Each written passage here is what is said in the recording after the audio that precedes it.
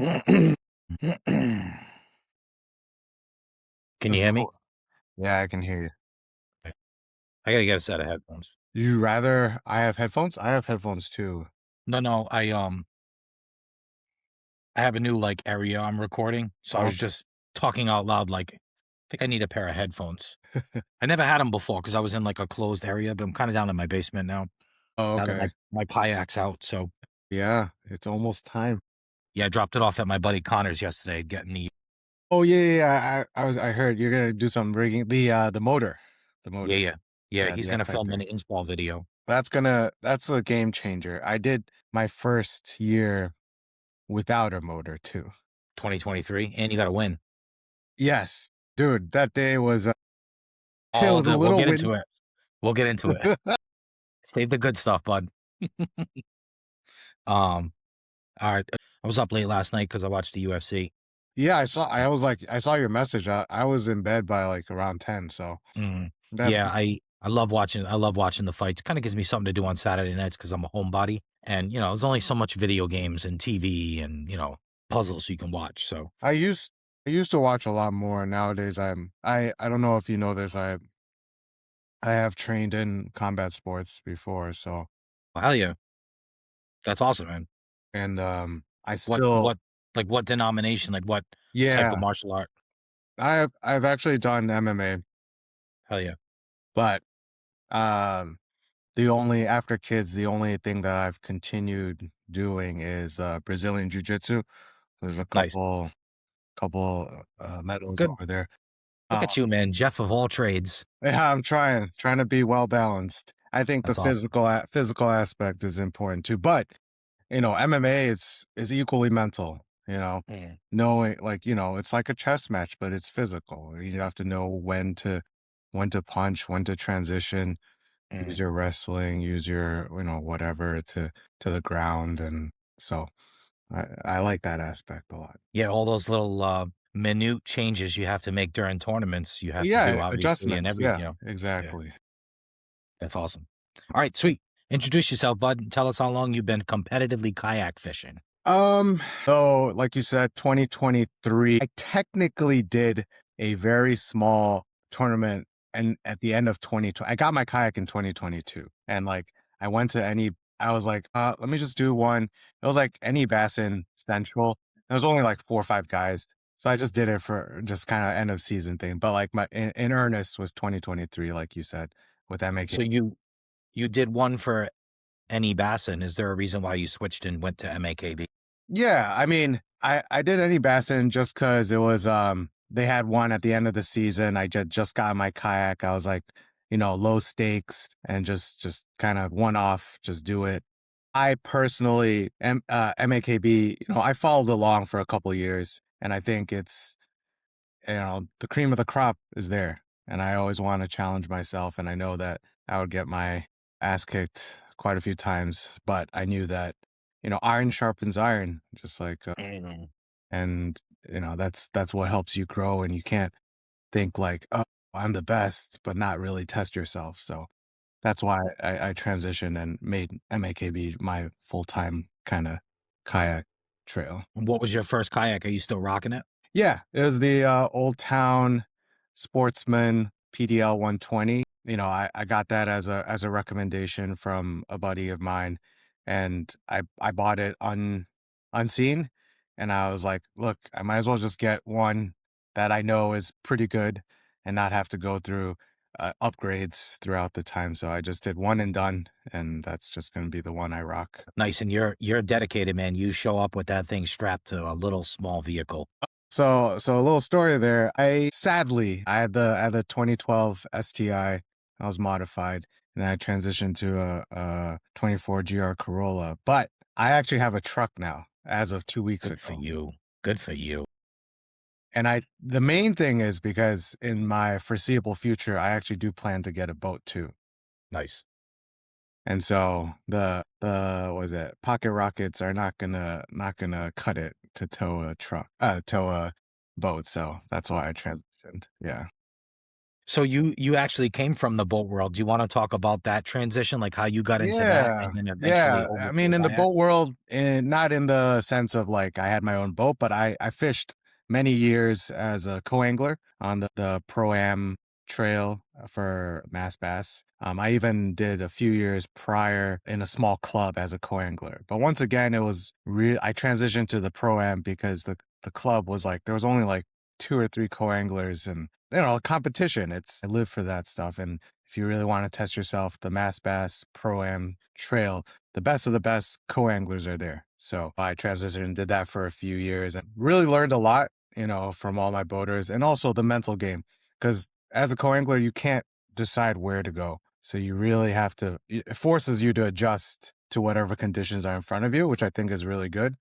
Mm, But it came to a point where it was a little frustrating at times when I felt that I could make some better decisions and better choices on the lakes that we fished. And, that's why I thought about the kayak as a nice transition. Like I make my own decision and mm. whatever the results are all on me. Right. And then I have to take a hard look at what I need to improve on versus as a co-angler, you could be like, luck of the draw. I just got someone that didn't know the lake, blah, blah, blah.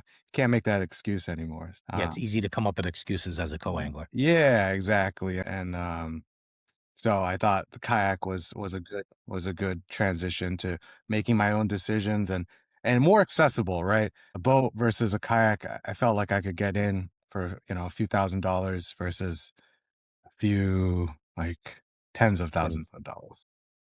Did you find that your skill set increased when you went out on your own in a kayak, or did you, like, draw more knowledge from being a co-angler and sitting on the boats with some of the pros? I think it was it expanded. I expanded my ability because I think I think a big thing that I lacked was the decision making of like when to stay, when to go, what area of the lake should I focus on. Those decision making skills are in some ways made for you as a co-angler. But as a on a kayak, in terms of like the techniques, I don't think I necessarily expanded, but I definitely refined over the Mm, years. I definitely think the nuances and being able to test out. Cause like sometimes as a co-angler, you get like 10 minutes here or 15 minutes here, and then you have a technique that you want to work on, but off you go. And mhm. you don't really have a choice. So I definitely do think that as a kayak, I've continued to kind of expand and strengthen the repertoire that I have, the techniques that I have. You have a link up with any, like, really famous pros? No, no. I mean, I fished. I didn't know this for a while, but the current president of Mass Bass, he's fished on the elites for a couple years way Yeah. back. And Yeah, so Mark Burgess. yes, exactly. And some of the other I can name a few like Aaron Orsi. He's amazing. I fished with him a couple times. We've done a couple of team tournaments together and done all right too. But it's just amazing to kind of watch some of these guys break down. And I've also the spot within the spot. I always think about that. So, I remember one time we were fishing a TOC and on Manchog, and we literally were on an area, but it was a sliver, probably 4 feet by 4 feet that they were stacked on. He brought in probably like 18 pounds, and second place on the boater side was like four. And it just shows like the time is time on the water, right? You Mm, just need to put in the time, and just like MMA or any combat sport, it's an honest sport. yeah. You can't hide, without if you don't put in the time, you can't hide. Do you like seeing some of the big names in Massachusetts on the boat side and Mhm. also being involved with MAKB, Mhm. which I considered some of the bigger names Yeah, in the state? 100%. Like, is it just the boaters are better anglers or, like, do you think that, like, just because they're in a kayak doesn't mean they can't compete with some of these pros? Percent. I mean, I think one person that I can think of that has fished both boat and kayak and done very well is Derek Brundle, Yeah. right? I know I followed him and I've seen him fish the team trail with his partner, and they've always done very well. So I think was it Mike that said this a couple of days ago or a week ago, like something along like if I forgot who it was, but like the kayak forces you to slow down, and all I've talked with Carl about this is like the decision making that you do is amplified, right? Mm, you want to go to a spot over there. In a kayak, that's going to take you 30 minutes. In a boat, it's like 2 minutes, right? So, and then if it doesn't work out, you have to steam 30 minutes back. That's an hour, right? Yeah, That will cost you in the kayak. So I think the kayak forces you to really evaluate and make like sound decisions, and I think that will translate when I transition back onto a boat. That will be key, crucial. sure. Yeah, yeah, yeah. It's always interesting to hear the perspective from people that were on boats or, Hmm. in kayaks and then went to boats. So, like, do you like if you took like I know it's tough to say who's the best fisherman in the world, but Yeah. let's just say you take the top 25 in a boat, and then you get a top 25 in a kayak and flip it, right? Like make the kayaks go into a boat, make the boats go Uh, into a kayak. Who do you think would come out on top? I bet you it would be the kayaks and the boats. yeah, yeah, yeah, yeah. Especially if they have, can handle the boats well and already know. Yeah, 100%. Because as opposed to really sitting on the decision making, they can really just, hop over there real quick and then hop back. That makes a big difference. I think efficiency on the water makes a huge difference. And I think this is just my opinion. In this day and age, a lot of the kayaks, you can't really get into super, super skinny water. And so like the what's the word? The advantage that the kayak used to have, getting into like, you see like a John Cox or what's his name? I just forgot. He like took off his engine cover to slide under. I saw that. Yeah, to slide under, right? It's like, Whatever it so takes. yeah, whatever it takes. So I do think, yeah, the kayak in the kayak world, because of you have to make such sound decision making. If you're placed on a boat, you can definitely take advantage of the Mhm. increased efficiency. So Yeah, one of my guests had said it perfectly. He's like, we take fishing and make it more complicated by getting in a kayak, you know? yeah, oh, It's like it takes all the simplicity out of it and like, you can, from when I saw it and watched you guys before I actually got into it and then you get into it, it's like, holy shit, dude, there's a lot more going on than just fishing. yeah, Oh, boat percent placement and boat wind and, positioning. Yeah, like you're so close to the water, so you gotta be a little more quiet and, yeah. like that, it's Oh, definitely a lot more difficult, but at the same time, I think it made me a better fisherman. speaking about making it more difficult, the biggest thing that stresses me out every time is like netting. There's like no good net placement, at least for me. Like, how Yeah. do I like, and you're just trying to balance, and you're like, oh, the fish went that way. Like versus on a boat, you're standing on your own 2 feet and it's stable, and you can like adjust accordingly. Like, I remember on La I think Conan probably saw me. Oh, he did see me because I talked to him afterwards. Mashpee last year, was it last year? Yeah.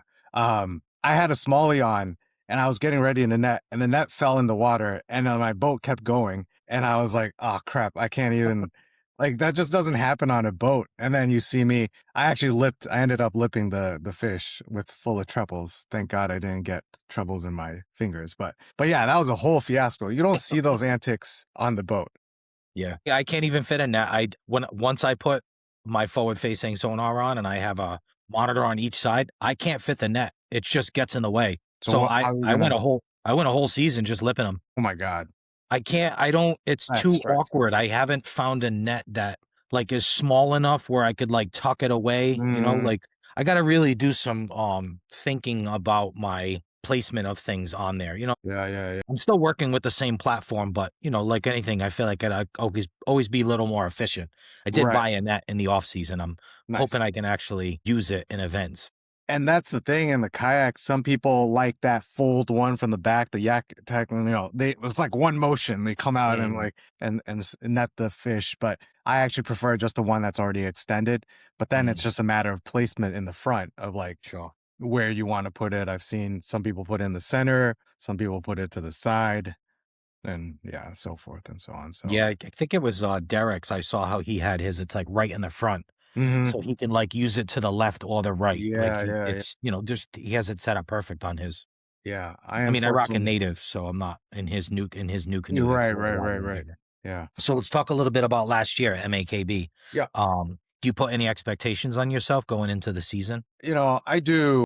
I think I mean, roughly. Like last year, I even though I didn't win any, I felt good in the sense of I felt I wanted to be more consistent. I've always valued consistency. Like, I think the years before, I had times where I didn't get my limit.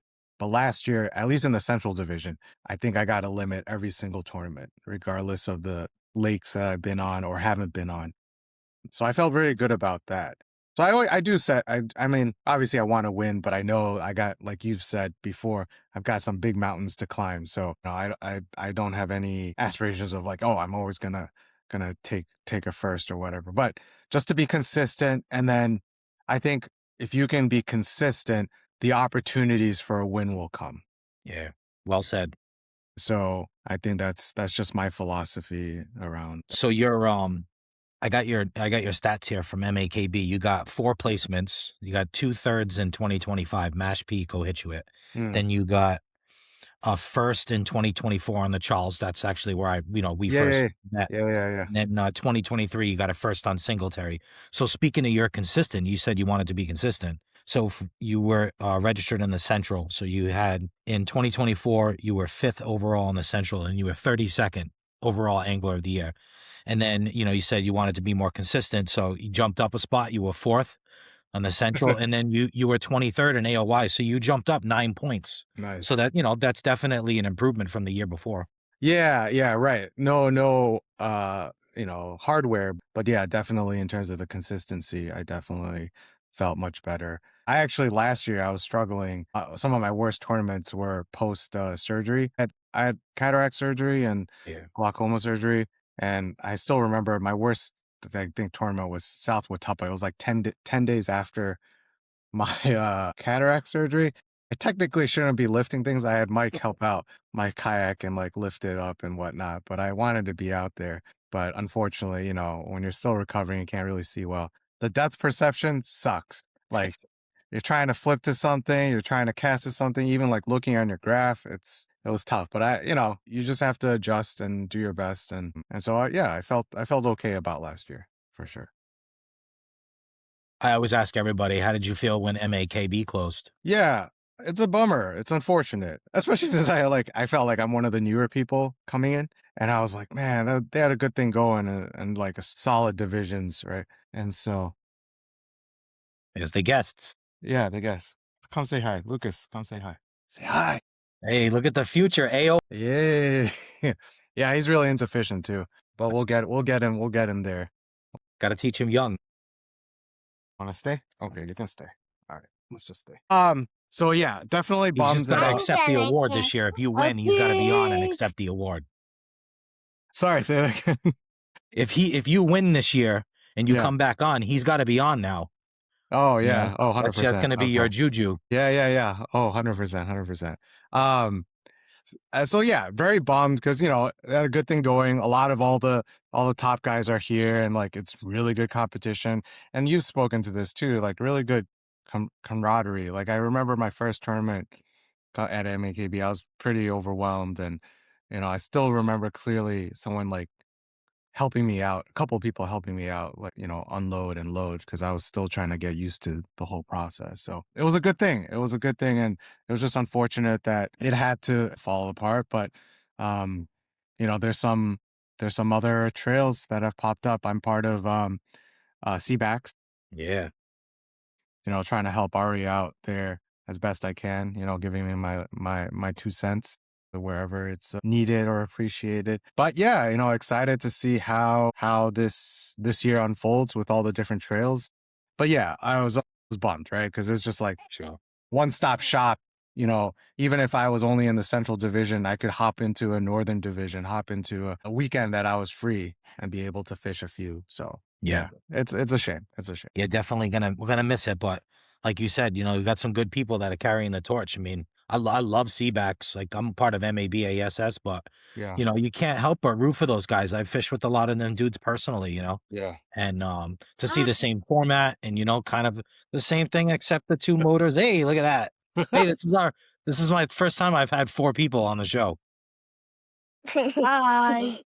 Hi. That's funny. Hi. You guys making breakfast for your dad today? No, I heard. Yeah. Nice. You got any? Is that your only 2 kids? You got more? No, these are my two. Nice. Mason is the older one here. We and have Lucas. one more. Nice. Oh, Hey, you guys like fishing? There's the older kid. Learning a lot of fishing from your dad? Yep. I caught the small fish. really? Really? Yeah, I know that small fish. Well, yeah, Mason here. Actually, we went out in the kayak a couple years ago, and one of his first few trips, he actually all by himself caught a state pin pickerel. Oh yeah. Yeah, that's pretty caught That's the awesome. small fish. Yeah, it's never a dull moment. No stress, man. No stress. I Oh get it. no, I appreciate it. I appreciate Yes, it. sir. So this year, like now you're part of Seabacks. Do you plan on branching out and doing any others? I know you got your hands full. There's a lot going on in your life. Yeah, it's gonna be tough. You know, I would have loved to fish MA Bass Nation, but I've always thought that the main thing for me is that the whole point of doing that is to fish the championship and to qualify for the national championship. But unfortunately, as you can see, getting away might be a little tough for like a week, right? So Sure. that's my only reason why I'm not fishing that trail. You know, I might do a one-off maybe if the time allows, but it's mainly because I would have loved to because I know it's very competitive and I know the cream of the crop will definitely fish there. Just my time constraints, I don't think I'll be able to do that. So Seabacks, I'll definitely focus on. There's another reason why. I'm also going back to the pro-am for the boat because I'm trying to get, as a co-angler, I'm trying to get on the state team because we get electronics discounts if you make the Nice. state team. And so if I have a boat for next year, I want to be able to capitalize on that. So I'm going to be fishing the Pro-Am trail and the Seabacks trail, and then maybe a smattering of maybe Ben's or MCAS, the Torrance's trail. Yeah, Torrance. How Yeah. do you feel about the no forward facing? So here's my take on that. It's another tool that I need to get better at. I'm definitely not as good as many of the other people. But for me personally, I just like one less thing to have to put on the kayak. So it simplifies my process.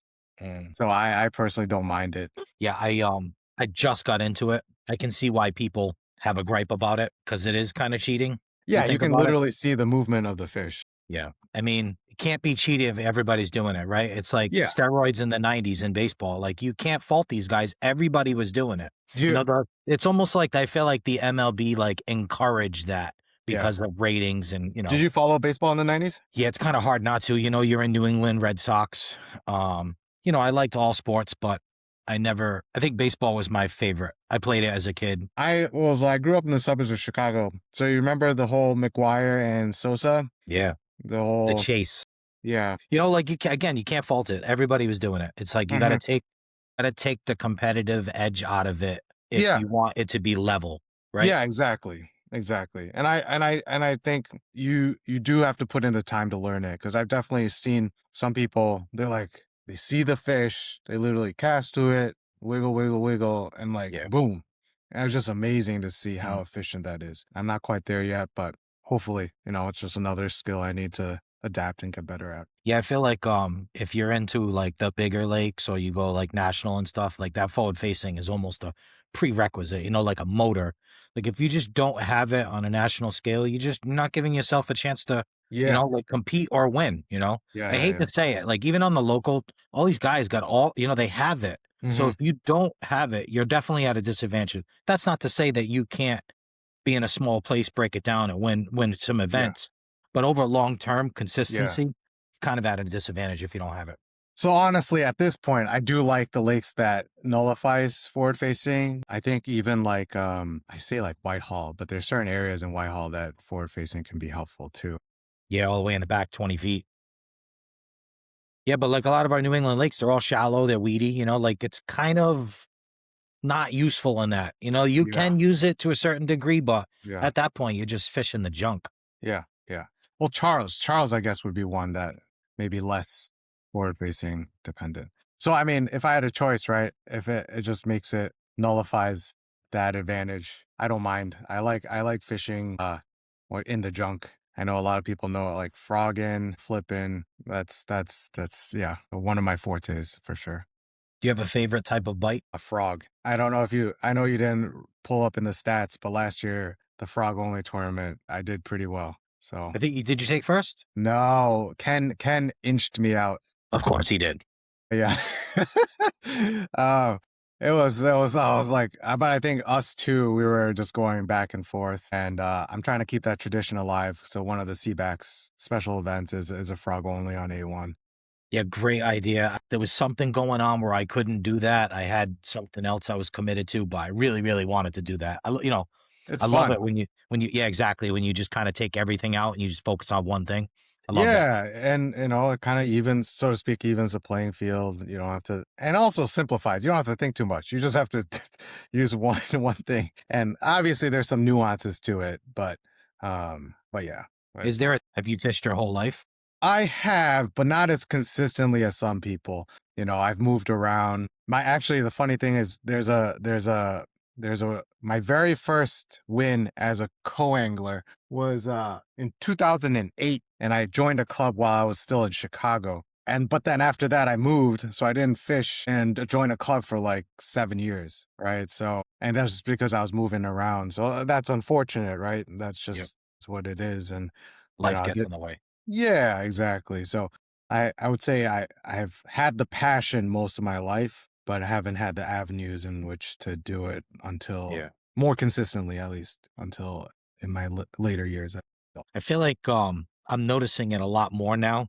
There's a lot of people that just due to their limited availability to fish that, like somebody said it earlier, like if they fished, you'd know their name, right? Like Yeah, like I feel like there's a bunch of people like, Mike Marcone says, I just, yeah, like I went into it and then I didn't have it at the end of the year. He's like, I kind of like lost focus. Like, a focus Mike Marcone is like a tough, tough hill. I feel yeah. like you're one of those anglers. Like if you were on the water and you were putting in the time, I feel like that would translate to you'd be one of those up there where like every time Uh, they see your name, it'd be like, all right, this is a tough hill to climb. I appreciate you saying that. I think I still got a ways to go. The Mike Mercones, Derek Brundles, the Matt Conans, the Ken Woods. Those are some monsters to Mm. to defeat. There's been times, glimpses of possibility. I remember that Charles River when that was only my second or third time there. But I just got into that flow state, figured out a flip and bite, and I made the right calls. I remember to catch the winning fish, I had to steam 20 minutes back to another area, and that was the decision, right? I was like, I got 40 minutes left. What do I do? I was behind. I was behind Ken, and I was like, what do I do? And I was like, you know what? I really do think this other area closer to the ramp would be the case. And I remember steaming 20 some minutes. And I see like four people there. I think Torrance was there, Gerard was there, there was a few other people. And I think you were there, maybe. I think so. At the event, yeah, I was at the ramp. Yep. Yeah. And I was like, you know what? I just asked Gerard. I remember it clearly. I asked Gerard, like, hey, can I slide behind you and just fish behind you? And he's like, sure, no problem. And I flipped in, caught one, couldn't upgrade. The second one I caught immediately after upgraded me to tying Ken. And then because I had the bigger lunker, That's awesome. that was pretty crazy. Is there like is there like something specific you go through when you're deciding whether you should stay or Mm, whether you should go and find fish, right? Like I know yeah. it's always in hindsight if it doesn't work Yeah. out. When you're on the water, like how do you like manage that? I don't have a perfect answer for that. I think I'm still struggling. I'm still learning that skill because I think if I could make that decision right every single time, I think I would be doing much better. Yeah, I lean. Sometimes I've practiced, sometimes I haven't, but you know, it's a tough question. Mm, A little bit of gut, a little bit of gut, but a little bit of like, if I do move, what area am I moving to, and how is it going to incorporate into my full day's game plan? mm, Right? Am I going to circle back to this spot, midday? mm. Maybe that might make me more inclined to leave, right? It might be a day deal, right? Docks, right? The docks I'm producing in the morning. Well, they could definitely be on fire in the afternoon. So maybe I go do a flat on the flats, grass line, something a little offshore first. So that there's no I don't have a good answer for that, unfortunately. I wish Yeah, I no. did, because I Yeah, think no. if I could give you a clear answer, then it would make decision making much easier on the water. Yeah, it's good to ask like intuitive questions just to see how people process things. But yeah, like, it's again, it's always hindsight. It's always like if I did Yeah. this, it worked out last time. I should have did it, this time and then it didn't. And I'm really analytical in that sense of like evaluating past decisions, generally I try my best after each tournament to kind of jot down a few notes of like what I Mm, took from it, what I could do differently the next time I'm on this body of water. At the same time, I do the general conditions, right? Post frontal, or what's the water temp. It's just so I have notes so that I can kind of sit and reflect. And this is something I always tell my students is that, like, it's never a failure. It's always a learning experience, right? mm.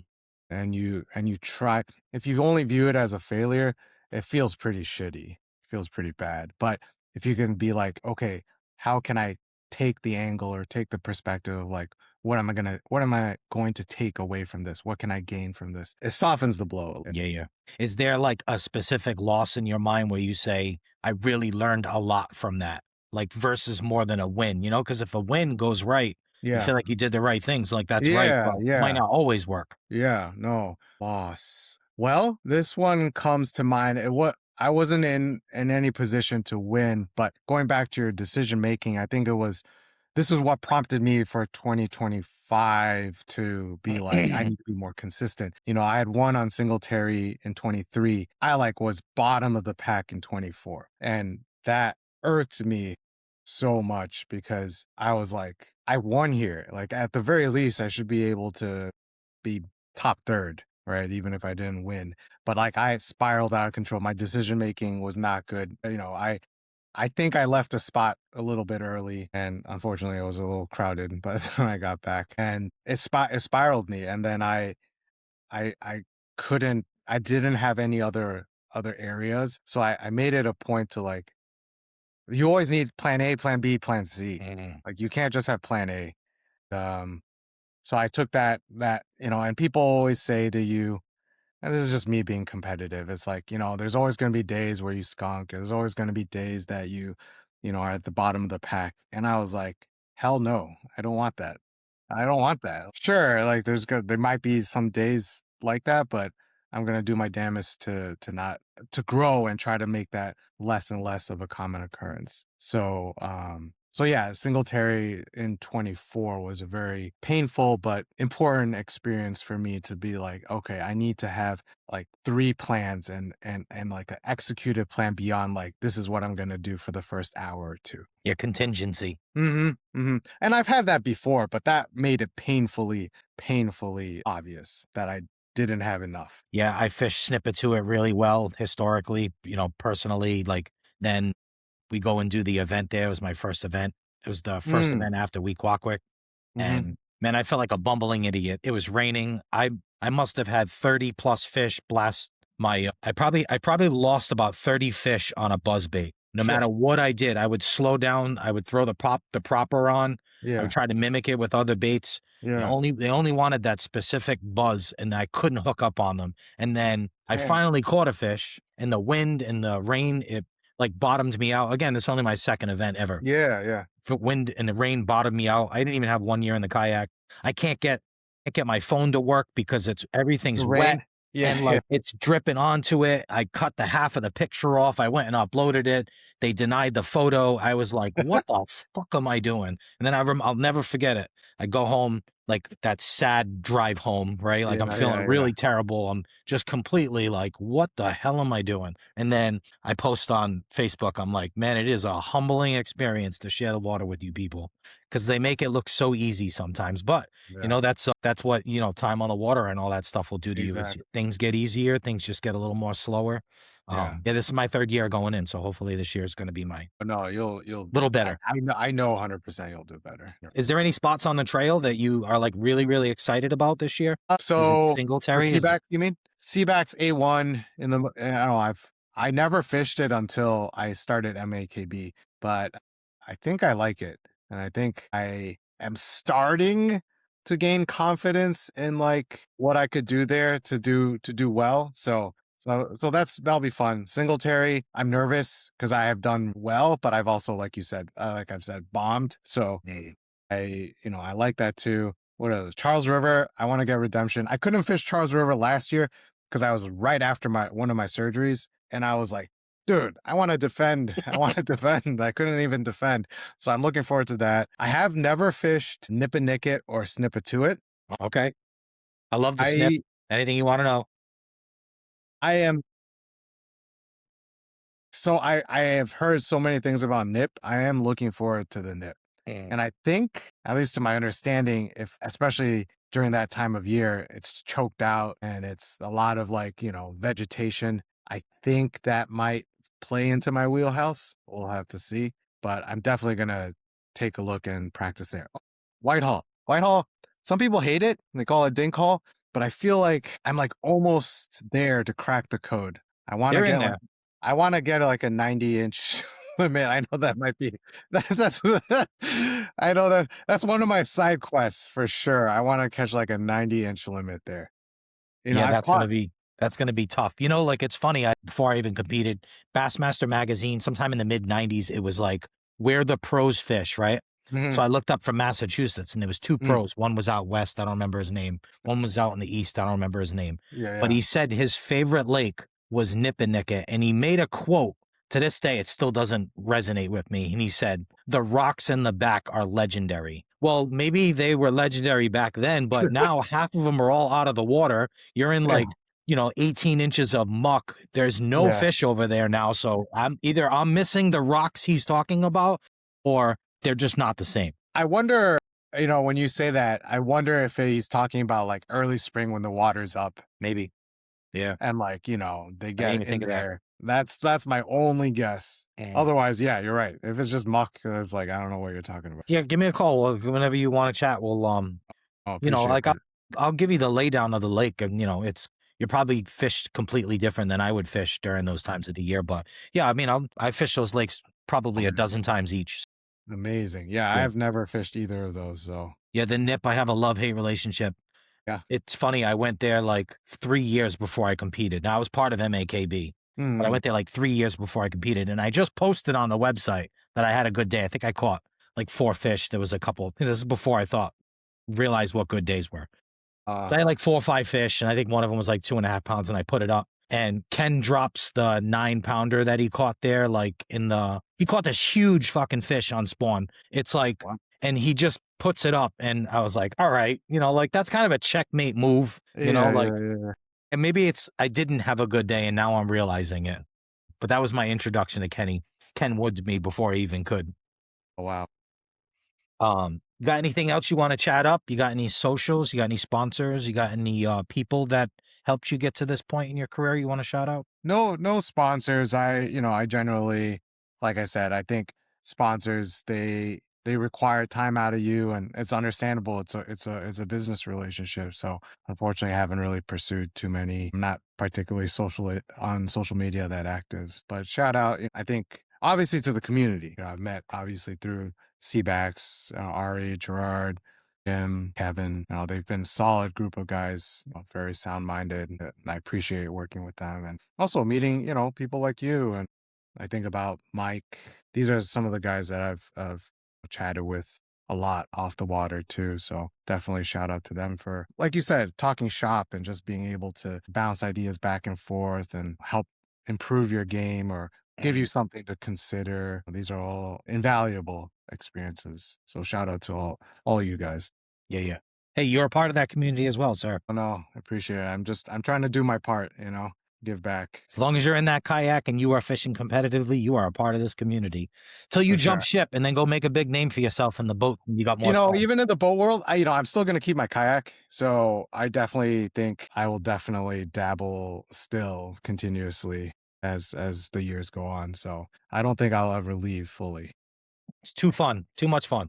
It is, it is. And I will say A1, for example, I will never take my boat there. Yeah, it's tough. So it's like by default, anytime there's an A1 event, you'll see me in a kayak.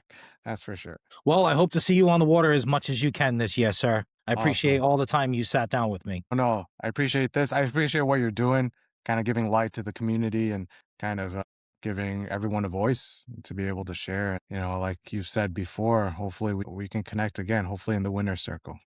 Yes, sir. I'll see you back on. I'm sure I will see you on. We'll see. We'll see. All right. Well, Have a good day, brother. yeah, you too. Take care. Yes, sir. Bye.